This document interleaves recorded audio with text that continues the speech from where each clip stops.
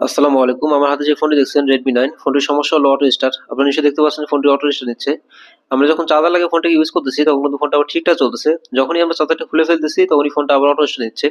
তো আমরা এখন এই সমস্যাটা সমাধান করব।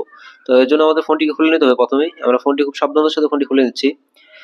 ফোনটি কিন্তু আমরা খুব সাবধানের সাথে খুলে নিলাম। এখন আমরা ফোনের স্ক্রু গুলো খুলবো। খুলে আমরা সমস্যাটি ফাইন্ড আউট করে সমাধান করব। আপনাদের Redmi ফোনেও যদি এ ধরনের সমস্যা থাকে, অটো রিস্টার্ট নেয়, হ্যাং লোগো এবং চার্জার লাগালে চলা চার্জ থেকে খুলে ফেললে বন্ধ হয়ে যায়, তো আমাদের সাথে যোগাযোগ করতে পারেন। আমরা খুব সীমিত টাকার মধ্যে আপনাদের ফোনগুলো ঠিক করে দিতে পারবো। আমরা কিন্তু এই ফোনটির সমস্যাটি সমাধান করেছি। এখন আমরা ফোনটি ফিটিং করে দেখবো আসলে সমস্যাটির সমাধান হয়েছে কিনা।